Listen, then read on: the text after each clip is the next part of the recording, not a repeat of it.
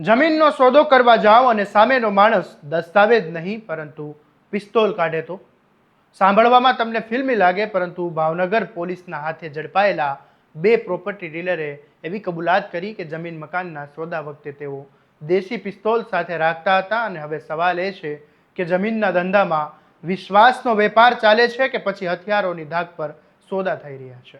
શું છે સમગ્ર મામલો? આવો વિગતે વાત કરીએ આ અહેવાલમાં.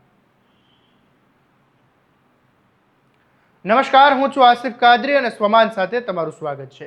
ભાવનગરની સ્ટ્રાઇકિંગ ફોર્સ પોલીસને એક બાતમી મળે છે કે વિજયનગર વિસ્તારમાં આવેલા મીણબત્તી સર્કલ પાસે બે જોગર્સ પાર્કમાં બે શખ્સો બાકડા પર બેઠા છે અને તેમની પાસે દેશી પિસ્તોલ છે. એટલું જ નહીં, બંને વારાફરતી આ પિસ્તોલનો ઉપયોગ પણ કરી રહ્યા હોવાનું પોલીસને જાણવા મળ્યું અને બાતમી મળતા જ સ્ટ્રાઇકિંગ ફોર્સ પણ કોઈ સમય ગુમાવ્યા વગર સ્થળ પર પહોંચી જાય છે.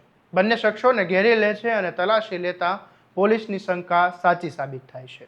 એક આરોપીના કમરના ભાગમાંથી કોઈ પણ પ્રકારના લાયસન્સ કે પરવાના વગરની દેશી બનાવટની એક પિસ્તોલ મળી આવે છે, જ્યારે બીજા આરોપી પાસેથી ધારદાર મોટો છરો મળી આવે છે. પોલીસે બંને હથિયારોને કબજે કરીને પકડાયેલા બંને આરોપીઓની ઓળખ કરતા ઘોઘા જગાતનાકા વિસ્તારમાં રહેતા જયેશ શશિકાંત બારૈયા અને જય હસમુખ પરમાર તરીકે ઓળખ આપી છે.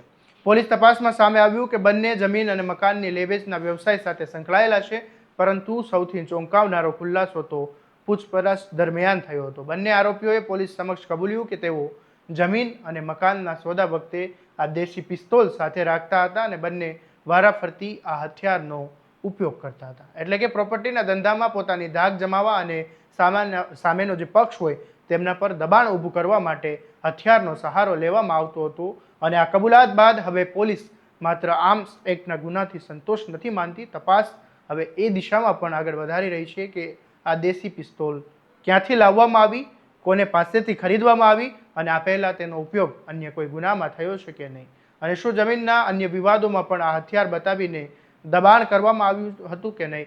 પોલીસ એ પણ તપાસ કરી રહી છે કે બંને આરોપીઓ સામે અગાઉ કોઈ પણ ગુના નોંધાયેલા છે કે નહીં, તેમની સાથે અન્ય કોઈ લોકો પણ આ સમગ્ર નેટવર્કમાં સંડોવાયેલા છે કે કેમ.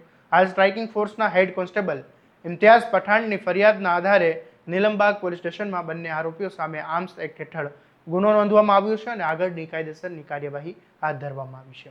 આ સમગ્ર ઘટનાએ એક ગંભીર સવાલ પણ ઊભો કર્યો છે કે જો જમીનના સોદા માટે જ જો લોકોને હવે કાયદા અને દસ્તાવેજો કરતાં પિસ્તોલ પર વધારે વિશ્વાસ આવવા લાગે તો આવનારા સમયમાં આવા સોદા કેટલા જોખમી બની શકે?